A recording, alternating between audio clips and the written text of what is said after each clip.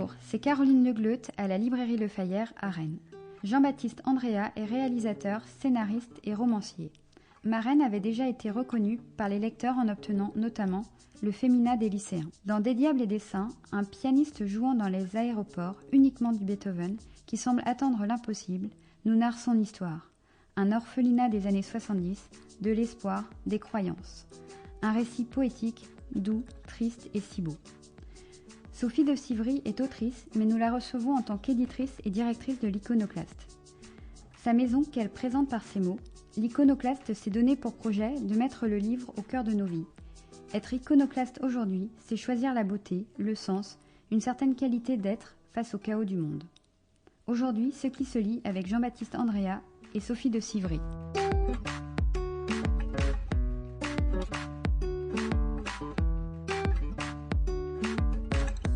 Bonjour et bienvenue dans Ce qui se lit, le podcast de la librairie Le Fayère à Rennes réalisé par Arnaud Vasmer.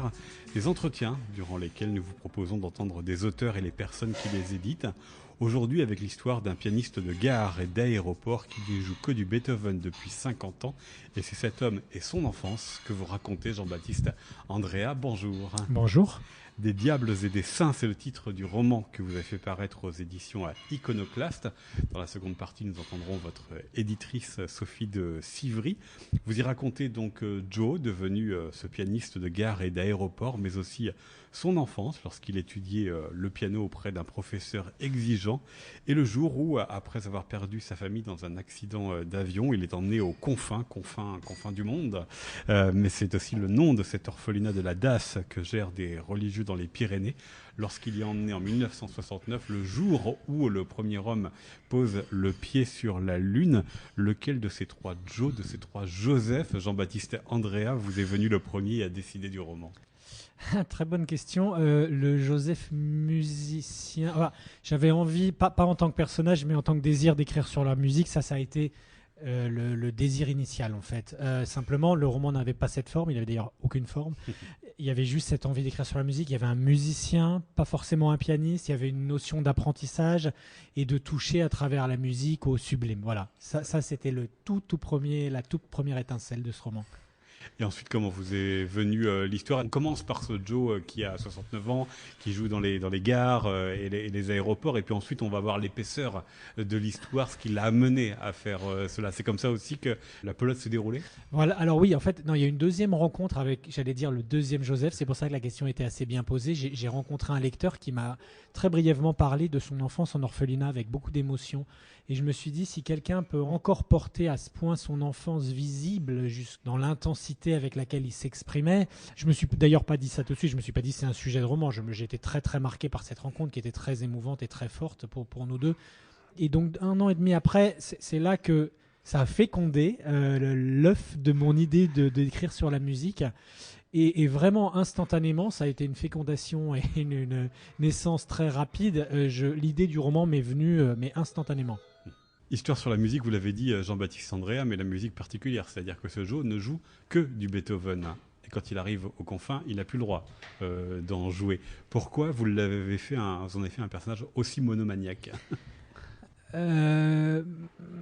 Parce que en fait, je crois que quand on veut atteindre une forme de perfection, je voulais évidemment parler d'atteindre une perfection.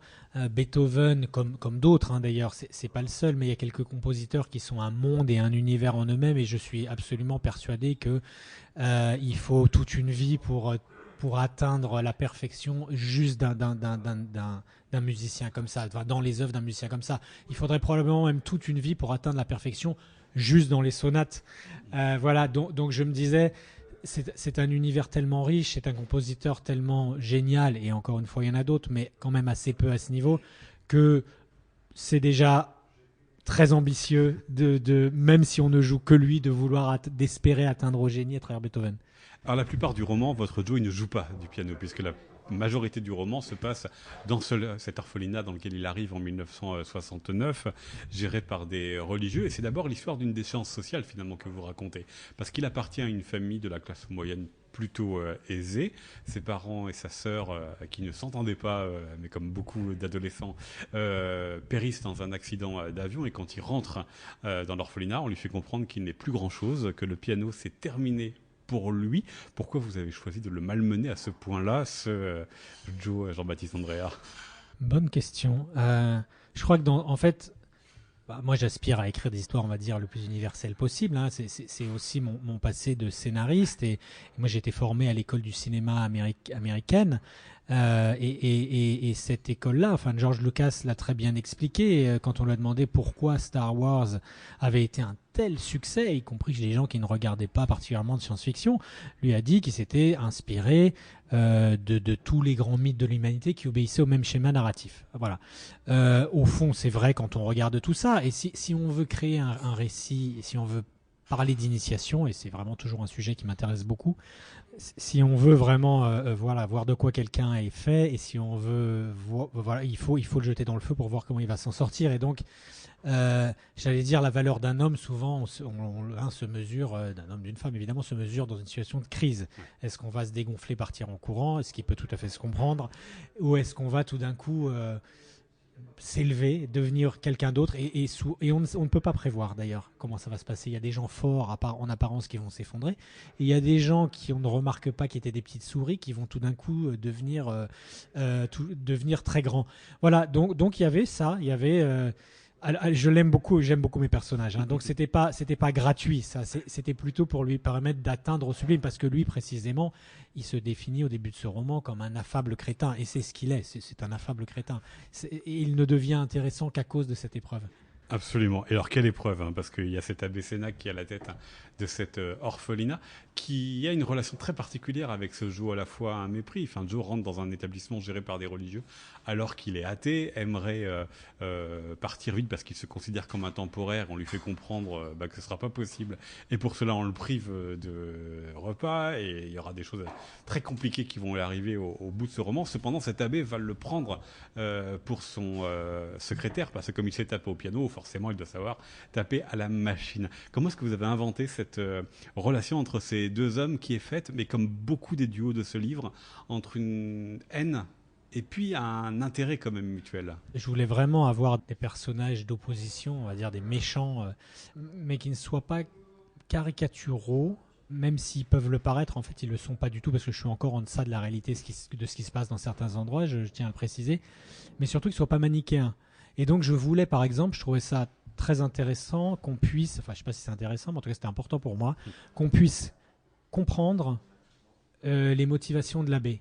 Qu'on puisse, ça ne veut pas dire qu'on les partage, ça ne veut pas dire qu'on les approuve, mais qu'il y ait une partie de notre cerveau qui voit qu'il y a une vraie logique dans sa démarche, une logique qui puise ses racines dans ses failles à lui. Ça, c'était extrêmement très important pour moi de le dire.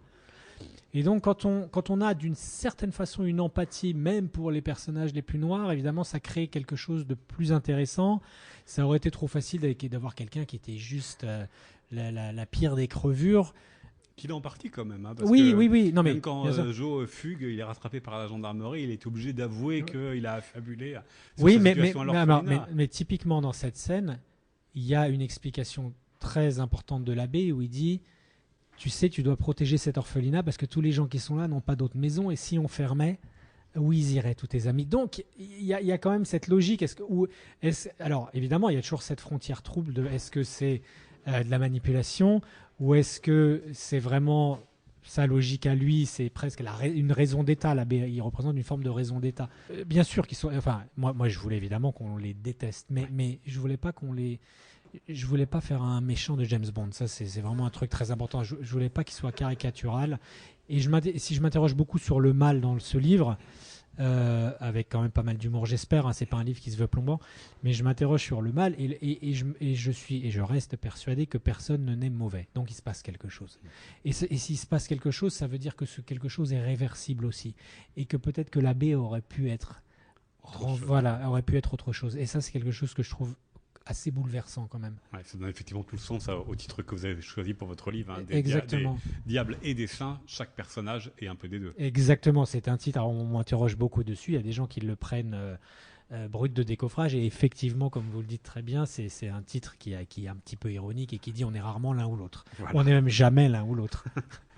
Alors, ce sont des personnages qui sont enfermés au sens propre dans cette orphelinat, mais pour une partie des adolescents, quand il arrive, il a 16-17 ans, ce Joe, il va rencontrer d'autres personnages. Alors, il y a aussi tout un univers, un imaginaire qui est fait à partir des noms. Il y a Sinatra, Lafouine, Grenouille et autres. Mais il va aussi rencontrer cet adolescent Joe, des personnes avec qui il va se rapprocher. Il va intégrer un groupe qui s'appelle La Vigie, qui se retrouve pour écouter la radio, pour s'évader un petit peu. C'est ça aussi qui vous intéressait dans cet espace extrêmement contraint, extrêmement où tout est tenu.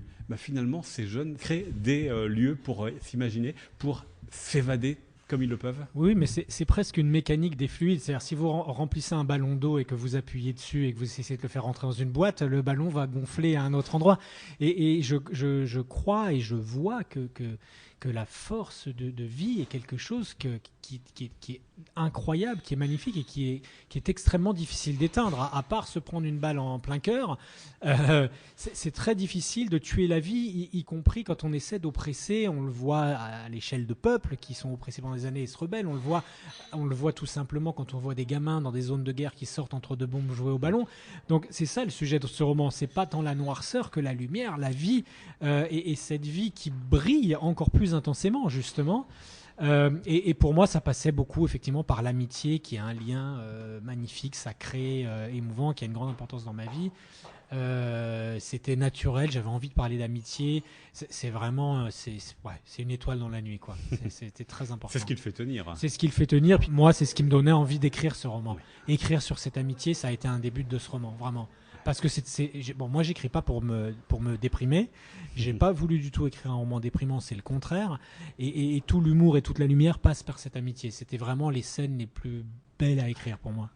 Alors il y a ça, et puis il y a aussi ce lien à l'extérieur que Joe peut avoir grâce à la fille d'un des donateurs de l'orphelinat qui va lui demander, malgré l'abbé Sénac, d'aller lui donner des cours de piano. Et là on retrouve la relation ambiguë que Joe et l'abbé ont en commun, que lui va avoir avec Rose, la fille, c'est-à-dire qu'ils se haïssent mutuellement, cordialement. On ne dira pas plus ce qui va arriver par la suite, mais là aussi c'est un autre duo que vous avez créé, Jean-Baptiste Andréa, un peu en miroir de celui entre Joe et l'abbé Sénac. C'est vrai que j'ai jamais vu ça comme un miroir. Non, c'est plutôt, c'est pas du tout la même nature évidemment de haine. Ce qui m'intéresse dans la vie, au fond, c'est le rapport intellectuel. Enfin, qu'est-ce qui m'attire chez un ami, qu'est-ce qui peut m'attirer même physiquement chez quelqu'un. Ça a toujours été. C'est pas tant l'apparence que l'intellect. Voilà. Et là, c'est vraiment avec l'abbé. Il y a une relation intellectuelle. Et avec Rose, il combat cet athée, il arrive à trouver des arguments. Complètement. Et Joseph ne se laisse pas faire. Voilà. Donc il y a un vrai combat intellectuel. La violence de cet orphelinat est finalement assez peu physique. Moi, j'ai pas voulu. Il n'y a pas de violence sexuelle. C'était pas du tout le but j'avais pas du tout envie de parler de ça. Il y a très peu de violence physique. Au fond, les gens là, il y en a un tout petit peu, les gens là, mais pas de la part de l'abbé. Et finalement, il y en a pas tant que ça. Voilà. Mais comme toute violence est inacceptable et déjà assez forte. Mais donc voilà, c'est sur la violence des relations intellectuelles, moi, qui m'intéressait, enfin la potentielle violence, la noirceur de ce que peut faire l'intellect, de ce que peut faire la religion quand elle est maniée comme ça. Et à l'inverse, avec Rose, c'est plutôt une échappatoire, mais c'est aussi une relation qui est quand même basée beaucoup. Il y a quelque chose de physique, évidemment, il y a un jeune garçon et une jeune femme. Mais il y a aussi beaucoup de combats intellectuels. Et ça, c'est ça qui me plaisait beaucoup là-dedans, dans ce rapport. Donc effectivement, c'est vrai qu'il y a un pendant. Parce que pour le coup, leur amitié, vu le background de ces gamins, il y a peut-être moins d'intellect avec ses potes. Mais avec Rose, il y a une vraie relation intellectuelle. Il y a un peu, c'est des mousquetaires, quoi. Il y a un peu du duel à fleuret plus ou moins moucheté. Effectivement. Ce Joe, c'est un personnage qui est étonnant, en fait, parce que il arrive dans un monde qui est nouveau pour lui, c'est le monde de l'orphelinat qui est extrêmement organisé, le monde de ses copains, le monde de Rose. Et en fait, à chaque fois qu'il va rencontrer quelqu'un, il va faire évoluer, même petitement, la situation. Il représente ça pour vous, cet imprévu qui va changer légèrement, apporter de légères transformations à la situation. Je crois que c'est une illustration toute bête de nos existences. On est constamment transformé par des choses positives, par des épreuves, alors plus ou moins, ça dépend par des rencontres. Et puis comme je veux parler d'initiation, pour moi l'initiation ne pouvait pas se limiter à celle du héros, sinon ça veut dire, et la transformation ne pouvait pas se limiter à celle du héros, sinon ça aurait voulu dire que je n'écrivais que sur un personnage avec des faire-valoir qui servait de papier peint. Et ça n'est absolument pas ce que je voulais faire. Et je dirais d'ailleurs que les seuls personnages qui n'évoluent pas, pour ce qu'on en sait en tout cas, sont essentiellement Sénac et le surveillant, parce que je m'intéresse moins à eux, et puis voilà, c'était pas le sujet de ce roman, mais en tout cas, mais je voulais effectivement que chacun des personnages a des degrés divers, bien sûr, mais que chacun des personnages ait une part de transformation au contact de Joe, qui vient d'un milieu tellement différent de ce qu'ils ont connu, que lui apprend évidemment énormément d'eux. C'est l'initiation principale, mais eux apprennent quand même de lui. C'est bien vu, ça. Alors, enfin, c'est bien vu de votre part, pardon, pas de ma part. Mais aussi. Je vous en remercie, Jean-Baptiste Andréa. C'est un roman que vous avez choisi de situer pour toute cette partie orphelinat en 1969, donc je l'ai dit. Il entre à l'orphelinat le jour où l'homme pose le pied sur la Lune. Pourquoi cette année 69-70 vous est aussi importante? Parce que c'est une époque que vous n'avez pas connue, c'était un tout autre monde aussi que faisait orphelinat à cette époque. Oui, alors je suis né en 71, donc je suis peut-être fasciné par tout ce qui s'est passé avant. Je ne sais pas pourquoi. Après, il y avait un phénomène mécanique qui était que le récit commence de nos jours, le héros a 69 ans, voilà. Et il a envoyé à peu près à l'âge de 15 ans dans cet orphelinat, donc je pouvais le situer dans une fourchette assez restreinte. J'ai toujours été fasciné par la conquête spatiale, le côté geek du gamin que j'étais, le côté geek de l'homme que je suis toujours aujourd'hui. Je trouve ça incroyable, je trouve ça merveilleux. On est allé dans l'espace avec, je pense l'ordinateur portable que j'emploie aujourd'hui est peut-être 100 fois plus puissant que l'équipage, le navire Columbia qui est parti dans l'espace, le vaisseau Columbia. Donc quand on se dit qu'il y avait 3 mecs dedans qui sont partis dans une boîte de conserve avec des ampoules et des petits interrupteurs dont ils marchaient pas tous, l'héroïsme de ça est quelque chose de fascinant. Donc ça, en fait, là encore, ce roman parle de musique, donc il y a un contrepoint là dans ce fil narratif immense et grand et héroïque, et celui de Joseph qui est incroyablement terre à terre et qui commence par une descente. Trois hommes s'élèvent très loin et lui ainsi que d'autres gamins sombrent, en tout cas au début, et donc c'était un contrepoint comme sur une ligne musicale qui m'intéressait beaucoup. Voilà, donc c'était pas décidé tout de suite parce que je fais un plan assez précis, mais tout d'un coup, au moment où vraiment je me suis attelé très sérieusement, je me suis dit ça peut pas être autrement. Alors dans cette série de podcasts, nous nous intéressons aussi à la relation qu'entretiennent les auteurs avec leurs éditeurs. Ici, Sophie de Sivry, qui est l'une de vos éditrices, qui nous rejoindra dans la seconde partie. Qu'est-ce que vous attendez de votre éditrice ? J'attends c'est un mariage, en quelque sorte. C'est d'ailleurs comme l'amitié. Enfin, j'attends une relation d'amitié et de confiance que j'ai trouvée d'ailleurs à l'Iconoclaste. C'est pour ça que je suis. C'est vraiment ma maison. Et puis après, de manière très technique, j'attends un regard critique. Quand on remet un manuscrit, c'est pareil qu'un scénario. On a passé 4 ou 5 mois dans un silence absolu, mais vraiment c'est une forme d'isolement. C'est très érémitique, même si on est en famille. Les moments d'écriture sont très très solitaires, et donc on a besoin d'un regard extérieur. Et donc moi, la première chose que j'attends, c'est effectivement qu'est-ce que tu en penses, qu'est-ce qui doit être amélioré, qu'est-ce qui fonctionne, qu'est-ce qui fonctionne pas. Donc ça, c'est ce regard très technique. Et puis après, il y a des maisons, l'Iconoclaste en particulier, c'est une maison qui porte très bien son nom, qui a jamais voulu faire les choses tout à fait comme les autres, qui essaie d'inventer de nouvelles choses à chaque année. Quand moi je les ai rencontrés, ils n'avaient fait qu'une rentrée littéraire 2 ans auparavant. Et la raison pour laquelle ils n'avaient pas fait de rentrée l'année d'avant, c'est qu'ils n'avaient pas de texte qui les satisfaisait. Moi, j'ai trouvé ça fou de se dire, on se lance en littérature, ils existaient depuis 20 ans en faisant des beaux livres, des histoires. On se lance en littérature, on fait une rentrée, et puis la deuxième rentrée, on pourrait se dire, il faut absolument qu'on en fasse une, sinon les gens vont nous oublier ou se dire, mais qu'est-ce qui se passe, est-ce que c'est un échec ? Non, ils n'ont pas de texte qui les satisfont, et Et donc, ils n'en font pas. Donc, je me suis dit, soit ils sont fous, soit ils sont géniaux. Puis voilà, il s'est avéré que, enfin, moi, je les trouve géniaux. Ils sont géniaux.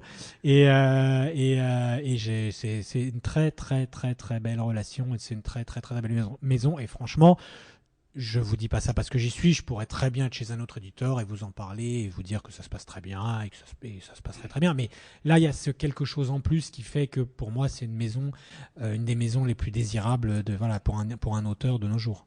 Parce que vous êtes aussi lecteur, vous vous ressemblez, vous vous reflétez par rapport aux autres livres qui sont parus. Vous avez publié 3 livres chez l'Iconoclaste.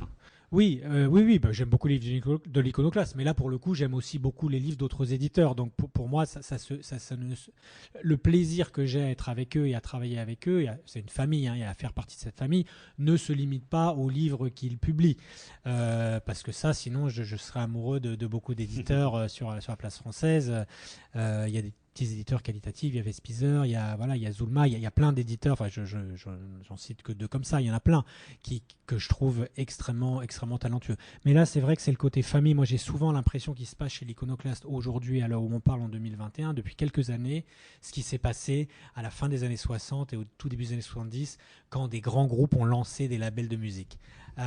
Island, Motown, qui se sont beaucoup organisés autour de moments, de rencontres et cette effervescence. Et quand vous allez chez Iconoclast, là, aujourd'hui, et moi, quand j'y vais, on a l'impression de traverser ce grand moment dans le temps et dans l'espace où il se passe plein de trucs. Si ça avait été une boîte de prod musicale, pour donner une métaphore très bête, on y croiserait des groupes en train de jouer et on jammerait ensemble. Et c'est ça qui se passe là-bas. Et ça, c'est vraiment génial. Comment votre travail avec eux a évolué au fil de ces 3 livres? Parce que vous vous connaissez davantage, et puis même vous, si certes vous avez fait du cinéma, la littérature est encore une activité récente, sauf qu'au bout de 3 livres, vous savez davantage quelles sont vos attentes réciproques. Oui, il a assez peu évolué. Le seul truc, c'est que maintenant on se connaît bien et que je me sens plus libre, enfin, même si je l'ai toujours été au fond, mais de dire ça changera pas. Et l'Iconoclaste qui est génial, qui dit si c'est ce que tu veux, on change rien. Voilà. Mais en fait, ça c'est aussi lié au fait que j'écris des romans plus complexes, donc il y a peut-être plus de choses qui peuvent devenir des petits points où tout le monde n'est pas d'accord. Dès le départ, l'Iconoclaste m'a toujours dit sache que si on fait un commentaire et que toi tu ne l'entends pas, tu comprends pas, c'est toi qui décideras toujours. Et voilà. Donc au fond, je dirais qu'il n'y a pas eu de changement dans la relation, et c'est ce qui me va très bien. Enfin, évidemment, on se connaît mieux, on se connaît bien. Mais voilà. Mais en fait, vraiment, dès le départ, Sophie de Sivry, en l'occurrence, qui est la directrice de l'Iconoclaste, ce qu'elle m'a dit et ce qu'elle m'a promis a toujours été tenu, et c'est ce qu'elle me dit et ce qu'elle me redit maintenant. Et je veux dire, je suis toujours là-bas, et c'est très important pour moi d'être avec eux. Ça donne pour votre 3e roman Des Diables et des Saints, paru aux éditions l'Iconoclaste, dont on parlera dans un instant, Sophie de Sivry. Jean-Baptiste Andréa, merci beaucoup à vous. Merci de m'avoir reçu.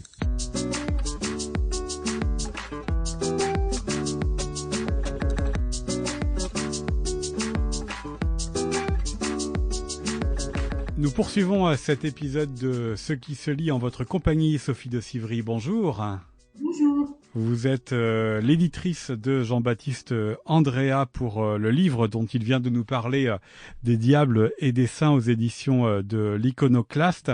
Livre qui a été primé entre le temps de l'entretien avec lui et le temps de l'entretien avec vous par le prix Ouest France des étonnants voyageurs. Je vais demander comment vous travaillez ensemble, parce que c'est le principe aussi de ces podcasts, ce qu'il attend de son éditrice. Et moi, j'aimerais avoir aussi votre avis, votre opinion, savoir comment vous travaillez ensemble. Qu'est-ce que vous attendez d'un auteur? Alors, j'attends d'un auteur d'avoir un coup de cœur et d'y aller complètement de manière intuitive. Et ça s'est passé avec Jean-Baptiste dès les premières pages de son premier roman qui s'appelait Marraine. Oui, parce que je rappelle, il a publié 3 livres chez vous. Et l'histoire, elle est assez drôle parce qu'à l'époque, j'étais partie pour travailler au Japon, donc j'étais en complètement décalage horaire. Et au bureau, il y avait Lola Nicole qui avait donc lu ce manuscrit et me l'avait envoyé en me disant tiens, c'est pas mal, regarde ce que tu en penses. Et aujourd'hui, Lola Nicole a créé une maison qui s'appelle Les Avrils. Et puis j'avais eu un coup de foudre, mais total, total, total. Et comme c'était la nuit là-bas, et j'ai dit, mais dépêche-toi, il faut surtout lui proposer tout de suite un contrat pour pas qu'il échappe. C'est absolument, mais j'adore, j'adore, j'adore. Et donc j'ai eu un énorme coup de foudre. Et après, ce qui est toujours très étonnant, c'est de rencontrer l'auteur pour de vrai qui a mis sa tête dans mon bureau un jour. Et c'était, voilà, ça a duré après pour. C'était une grosse rencontre avec Jean-Baptiste parce que c'est quelqu'un qui est profondément habité par un idéal, hein, comme ses héros. D'ailleurs, il raconte toujours qu'il traite de destin de gens qui sont décalés dans la vie, en fait, qui sont un peu des héros perdus dans un monde qui leur va pas trop. Et c'est vrai que Jean-Baptiste, je trouve il est complètement pétri d'un idéal que j'adore et avec lequel, sur un plan personnel aussi, je me sens beaucoup, beaucoup d'affinité. Enfin, c'est vraiment un auteur comme tous ceux, d'ailleurs, enfin, voilà, comme beaucoup de mes rencontres à l'Iconoclaste, avec qui j'ai d'immenses affinités humaines, vraiment profondément. Il me touche profondément. Il pourrait être un ami dans la vie et c'en est un. Eh ben voilà, justement, c'est ce que j'allais dire, parce que c'est un mot que lui-même a utilisé pour parler de votre relation, ce mot d'amitié. Il a rajouté la confiance.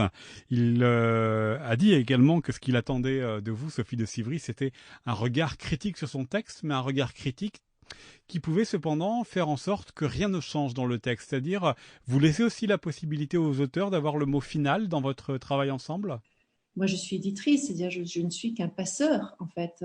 Donc, entre le livre et puis le lecteur, c'est-à-dire que nous, notre rôle, c'est juste d'être un peu comme un metteur en scène avec un comédien, c'est-à-dire de sentir qu'il y a un talent, une singularité, une voix qui est très particulière, et cette voix, de l'accompagner pour qu'elle porte encore mieux et encore plus loin. Donc, en fait, c'est vraiment comme un metteur en scène, c'est-à-dire qu'on va lui apprendre à se mettre un peu plus face au public, à tourner ses épaules, etc., comme un comédien face à la scène. Et ça va faire que sa voix va porter mieux, va porter plus loin. Et on est exactement comme ça avec un auteur. C'est-à-dire qu'on fait on intervient par un regard extérieur, en exprimant peut-être des choses qui sont... on sent qu'il y a une voix, mais que par moments, cette voix, c'est un peu comme une roue voilée en vélo. Enfin, c'est-à-dire qu'elle pourrait être remise un peu plus droite, qu'elle irait plus fort, en fait. Et toute l'idée, c'est vraiment, moi j'ai appris ça avec le temps, c'est incroyable d'ailleurs. J'ai travaillé tout au début avec Guy Scholler qui avait écrit la collection de bouquins et c'était un homme avec plein de panache et un jour il m'a dit l'éditeur c'est comme le vin, plus il vieillit, meilleur il est. Et en fait c'est vrai que je commence à le penser, c'est-à-dire en fait plus on vieillit, plus on fait confiance à ses intuitions et notre seul rôle en fait c'est de découvrir des talents et d'accompagner ces talents pour qu'ils s'expriment davantage encore. Ouais, c'est les tirer vers le haut, les sortir le meilleur d'eux-mêmes. Voilà, je pense qu'on a juste un rôle de porte-voix en fait. Mais c'est-à-dire quand même, est-ce que vous intervenez sur le texte? C'est-à-dire que les auteurs peuvent vous apporter ou peuvent venir vers vous à des moments différents, suivant leur livre ou même suivant les auteurs de l'élaboration du texte. Donc est-ce que là, vous prenez en compte différemment votre travail? Oui, d'ailleurs en fait c'est drôle parce que dans le souvenir que j'ai sur le premier roman, Ma Reine, c'est que là il y avait une fin qui était avant la fin qu'il a proposée dans le premier manuscrit et qui avait une fin qui était tout à fait en accord avec tout le livre, qui était une fin un peu en suspens, ce qui est la fin de Ma Reine, alors que lui avait embrayé sur une fin qui était beaucoup plus sur un autre tempo, beaucoup plus narrative en fait, et qui était comme si c'était un changement d'aiguillage en fait par rapport à toute la puissance qu'avait ce roman jusqu'alors, et un peu comme quand même un peu comme une erreur de fin en fait. Et ça, moi, je lui en ai parlé, et il a fait gloops en fait, je me rappelle, il avait pris un vrai choc, il avait mis la nuit pour encaisser ça, et le lendemain il m'a dit c'était quand même dur à encaisser de penser que la fin que j'avais prévue tu la voyais peut-être autrement, ou etc. Tu m'as conseillé de la voir autrement. Donc c'est ce genre peut-être de feeling en fait, mais ce feeling on l'a en reprenant complètement le roman dans sa totalité et en se disant si on a un regard pour lui donner de l'élan, pour lui donner toute son amplitude, c'est vraiment ça en fait. C'est plutôt lui donner sa force en fait et sa cohérence. Quand on suit quelqu'un comme Jean-Baptiste qui est tellement doué, mais tellement doué, c'est-à-dire que il a tellement les mots en bouche, il a une faconde, à la fois il a un univers intérieur où il est capable de créer des personnages, de raconter des idéaux, de raconter des quêtes, mais aussi il a un vocabulaire qui est formidable pour transcrire les sentiments et dans leur grande subtilité et qui vraiment, moi quand je lis ça, je fonds littéralement. C'est vraiment, ça m'émeut énormément. Et il a tout ça, Jean-Baptiste. Et c'est vrai que de livre en livre, il est en train d'affirmer de plus en plus sa voix à lui, qui est très forte en fait, qui est vraiment puissante, qui est vraiment singulière. D'ailleurs, on le voit cette année, pour son 3e livre, il est couronné par ce prix qui est magnifique, puis il a été couronné avant par le RTL Lire, et il est sur d'autres listes encore. Donc je pense que là, voilà, c'était mon plus grand souhait pour lui, c'est il éclate dans la lumière cette année. Effectivement, ça a réussi, Sophie de Sivry, avec un livre qui a priori est pas le plus facile, des Diables et des Saints, parce que certains des personnages paraissent, en tous les cas au début du livre, tellement odieux, tellement insupportables qu'ils peuvent presque effrayer le lecteur. Et lui l'a bien dit dans l'interview que l'on a eu précédemment ensemble, qu'il faut vraiment bien lire le roman en intégralité pour trouver des nuances sur ces personnages, que personne n'est tout blanc ni tout noir. Est-ce que ça, c'était pensé dès le départ, ou est-ce que c'est aussi issu de vos discussions, de vos conversations, d'avoir des personnages qui sont imposants, effrayants, mais qui n'effraient pas le lecteur? Oui, ça, je crois que c'était vraiment la volonté de Jean-Baptiste et il avait raison.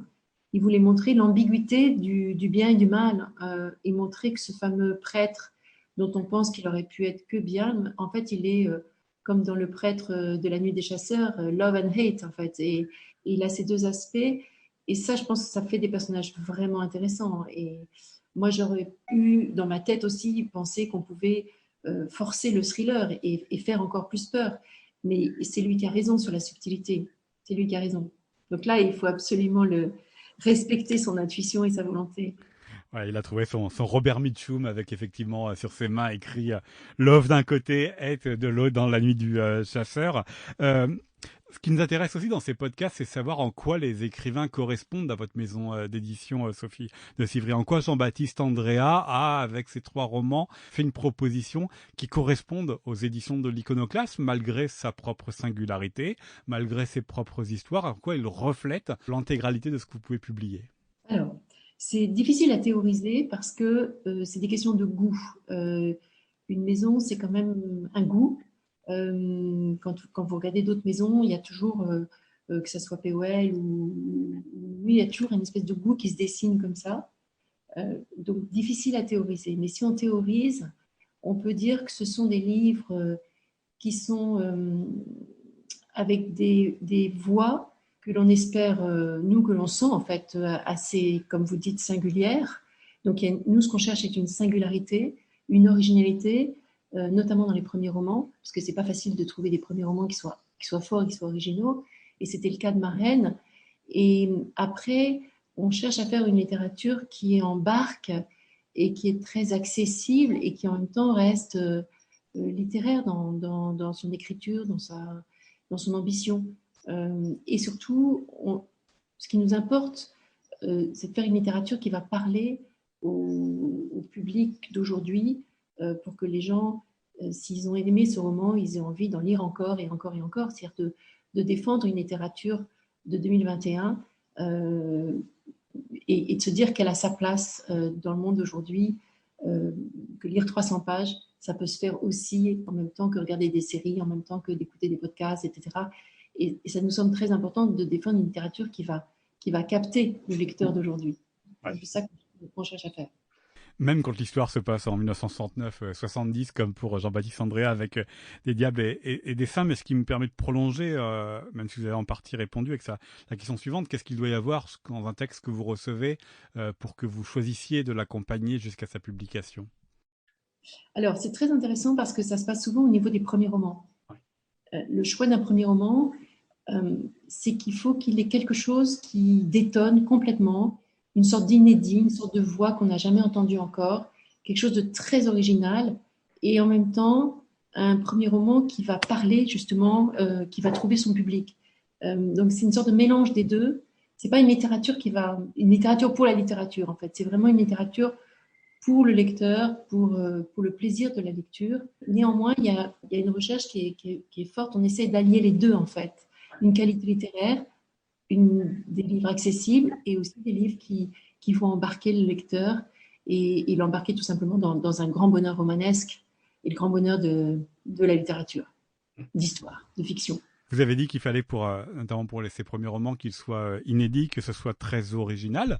Est-ce qu'avec les années et les livres et les manuscrits que vous pouvez recevoir, est-ce que ça devient de plus en plus complexe ou de plus en plus facile pour vous, justement? Pas facile. On en refuse beaucoup, beaucoup, beaucoup. Et c'est pour ça qu'on a pris le parti de publier très peu et de défendre énormément ce qu'on publie, c'est-à-dire vraiment d'essayer de le porter le plus loin possible entre les mains des lecteurs. Par exemple, la prochaine rentrée, on a un livre qui nous plaît beaucoup, qui s'appelle Mon mari, qui est un aspect très original aussi, une voix très originale d'une fille qui a 28 ans, qu'on va beaucoup défendre à la prochaine rentrée. Et la précédente rentrée, on avait découvert Adrien Bels, qui avait écrit 5 dans tes yeux, qui était une sorte de fresque de Marseille, extrêmement drôle, sur la boboisation de Marseille. Et avec une gouaille, un ton, quelque chose de pas encore trop vu. Ça a été le cas aussi de La vraie vie avec Adeline Dieudonné, qui était une sorte de ton aussi, qui sortait de l'ordinaire en fait. Un mélange de mordant et d'humour noir. Voilà, c'est un peu tout ça pour récapituler les derniers premiers romans qu'on a pu publier. Ouais. Après, le défi, c'est effectivement de faire le deuxième, ou comme pour Aline Dieudonné avec Kérosène, ou le troisième, comme pour Jean-Baptiste Andrea avec des diables et des saints. Est-ce que là, vous attendez autre chose par rapport à leur premier roman? Parce que l'inédit et l'original, même eux-mêmes, ça doit être très compliqué de se renouveler à chaque fois entièrement. Bien sûr. Non, ce qui est très impressionnant, c'est que Jean-Baptiste, avec son deuxième roman, il a fait quelque chose d'hyper audacieux, 100 millions d'années un jour, avec un huis clos qui se passe en pleine montagne, et une quête absolument folle d'un dinosaure qui est en fait une sorte d'idéal dans la vie de ce chercheur. Et c'est une grande parabole, en fait. C'est un livre incroyable parce qu'il y a une tension et en même temps, il y a un sens de la nature qui est très fort chez Jean-Baptiste. On a l'impression d'être dans la neige, dans le vent, dans la glace. Et là, il a franchi une étape par rapport à Marraine. C'est un deuxième roman qui était une étape supplémentaire en termes d'écriture, en termes de construction, en termes de personnages aussi. Et avec Des diables et des saints, il en franchit encore une, même si lui appelle ça un triptyque, ces 3 romans. C'est-à-dire, il dit que c'est 3 volets, en fait, d'une même mise en scène. Chez Jean-Baptiste, il y a quelque chose de l'idéal qui est en chacun de nous, qui est cet idéal de cette enfance, en fait, qu'on porte chacun de nous, et qui finalement nous porte à ne jamais oublier nos rêves, en fait. Et tous ces adultes sont des adultes qui n'oublient pas leurs rêves ou qui courent après. S'appelle Des diables et des saints, c'est le titre du roman de Jean-Baptiste Andrea que vous avez donc publié aux éditions de l'Iconoclaste, Sophie de Sivry. Merci beaucoup à vous d'avoir répondu à mes questions. Ça m'a fait très plaisir. Merci. C'était un podcast réalisé par Arnaud Vasmer pour la librairie Le Fayère à Rennes.